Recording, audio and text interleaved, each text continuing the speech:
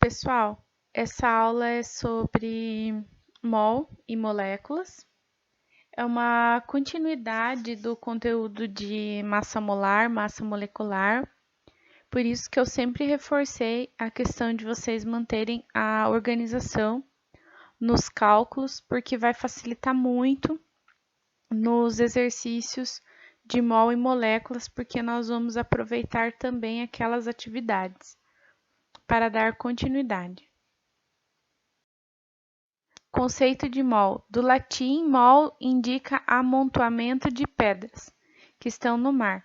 Já na química, a palavra mol indica amontoamento de partículas, como, por exemplo, átomos, elétrons e moléculas. Nós vamos trabalhar sempre com as moléculas quando a gente começar a ver os cálculos, certo? Se tratando desse amontoado, podemos dizer que ele sempre irá conter 6,02 vezes 10 a 23 unidades, que seriam as moléculas. E eu vou explicar isso com mais calma para vocês ao longo dessa apresentação e quando voltarmos na aula online. Como calcular o mol? Primeiro, a gente precisa entender que é uma unidade de medida comum. Eu trouxe alguns exemplos para vocês de medidas que nós convivemos com elas, só que elas já são tão habituais no nosso cotidiano que nós não estranhamos mais. Por exemplo, se eu vou comprar 6 unidades de banana, eu sei que isso é meia dúzia. Se eu chegar na quitanda e falar assim, eu quero meia dúzia de banana, a pessoa que me atende, ela já sabe que são 6 unidades. Então, a unidade de medida que se refere a meia dúzia, que são 6 unidades, ela já se tornou habitual para mim. Mesma coisa são os ovos. Se eu falo para vocês que eu comprei uma dúzia de ovos, vocês já sabem que eu comprei 12 unidades de ovos. Então, vocês já sabem que uma dúzia é a mesma coisa que 12 unidades. Se eu falo que em determinado local tem uma dezena de pessoas, vocês sabem que dezena são 10 unidades. Então, essas unidades de medida, elas já são comuns, então nós não estranhamos. Então, é interessante a gente enxergar o mol como uma unidade de medida, para que a gente não estranhe os valores que a gente chega nos cálculos de mol e molécula. Então, a gente precisa sempre fazer essa associação. Aqui eu tenho o exercício que vocês já viram em massa molar. É o mesmo da apresentação. Então, eu tenho a molécula aqui de ácido sulfúrico. Calculei a massa molecular dela. Estou aqui indicando com laser. Isto é, uma molécula de ácido sulfúrico possui 98 gramas, que é o resultado que nós chegamos aqui, 98U. Então, quer dizer que uma molécula de ácido sulfúrico equivale a 1 mol. Nos 3 exemplos, eu vou dar 2 questões. Eu vou dar um tempo para que vocês copiem o exemplo. Esse slide vai ficar aqui por um tempo no vídeo. Vocês vão copiar com calma, de maneira organizada no caderno de vocês. Eu só peço que depois que vocês copiarem essa última questão, vocês pulem de 3 a 4 linhas, porque eu vou fazer um vídeo explicando como resolve essas questões, para que vocês entendam os exercícios. A ideia agora é entender que eu calculo a massa molecular, que é algo que vocês já aprenderam, e determino que isso é 1 mol. É como se de coisa fosse 12 ovos e uma dúzia. Aqui são 98 gramas de ácido sulfúrico, equivale a 1 mol, certo? Eu vou deixar esse slide aqui por um tempo para que vocês possam copiar tudo com calma.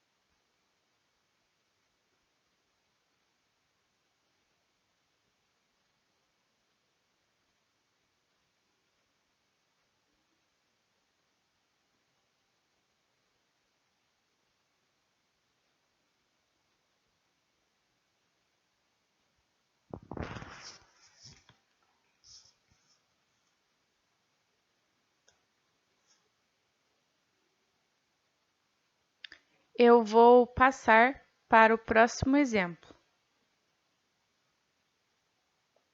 Aqui vocês podem observar que nós temos o desenho conforme tínhamos também na massa molar.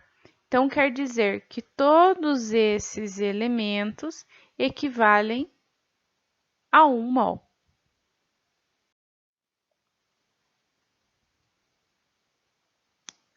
Aqui eu tenho uma molécula de água oxigenada. É o mesmo exemplo que eu dei na aula de massa molar, para que vocês observem que nós vamos aproveitar todos os cálculos de massa molecular na aula de mol e moléculas. Então, eu tenho aqui a fórmula. Eu calculei e cheguei à conclusão que a massa molecular da água oxigenada é 34U. Isto é, uma molécula de água oxigenada possui 34 gramas. Quer dizer que essa molécula inteira aqui equivale a 1 mol. Lembramos da unidade de medida que estamos habituados, que aqui seja uma dezena de pessoas, por exemplo. Se fossem 10 pessoas, igual a uma dezena. Aqui é 34U, que no caso seriam 34 gramas a partir de agora, e equivale a 1 mol. Esse slide eu também vou resolver num segundo vídeo, tanto esse exercício que questiona quantos mols, quanto o exercício que questiona quantas moléculas. Então, eu deixo aqui por um tempo para que vocês possam copiar com calma. Peço também que depois da segunda questão, vocês deixem de 3 a 4 linhas para que vocês tenham espaço para manter a organização dos cálculos. Quando eu passar o vídeo do cálculo, vocês consigam compreender e colocar logo abaixo da questão.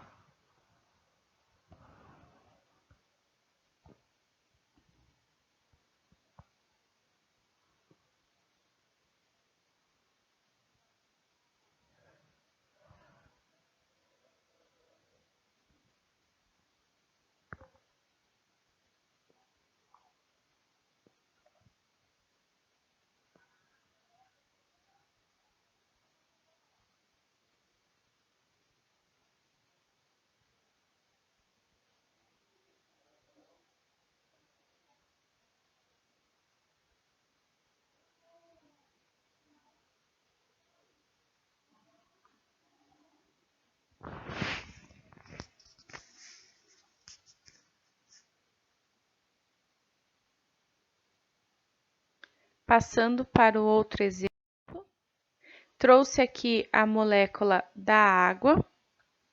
Então, eu tenho a molécula aqui, com o cálculo de massa molecular aqui do lado direito da molécula. Eu cheguei à conclusão que a molécula de água tem 18U de massa molecular. Isto é Uma molécula de água possui 18 gramas. Essas 18 gramas equivalem a 1 mol. Então, uma molécula de água tem 18 gramas, equivale a 1 mol. Transformando para as nossas unidades normais e habituais, se fosse um exemplo, eu tenho 6 bananas, mas a unidade de medida que eu posso utilizar seria meia dúzia. Nesse caso, eu tenho 18 U na molécula de água, equivale a 1 mol. Nesse caso, também mais 2 exercícios que eu vou resolver por vídeo para que vocês possam compreender como que eu calculo quantos mols e quantas moléculas teriam nessa quantidade de gramas pedida no exercício. Peço novamente que abaixo da segunda questão vocês deixem de 3 a 4 linhas para que vocês possam manter a organização e responder logo abaixo das questões para que vocês possam compreender os exercícios e que vocês possam dar continuidade na matéria.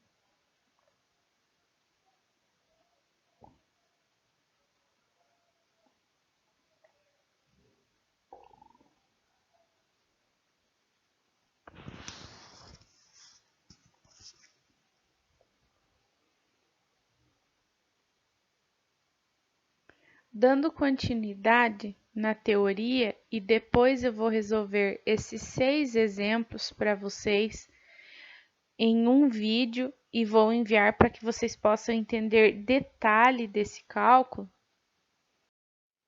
Vou passar aqui. Isso são conceitos matemáticos que às vezes nós vimos em determinado momento na escola e nós esquecemos. Caso vocês não tenham visto, aprendem agora. Para estudarmos os cálculos de mol e moléculas, precisamos rever conceitos de notação científica. Olhem do lado esquerdo da tabela. 10 elevado a 1, 10. 10 elevado a 2, 100. Por que é 100, professora? Porque 10 vezes 10 é igual a 100. 10 elevado à terceira, 1000, porque 10 vezes 10, 100. 100 vezes 10, 1000. E assim por diante.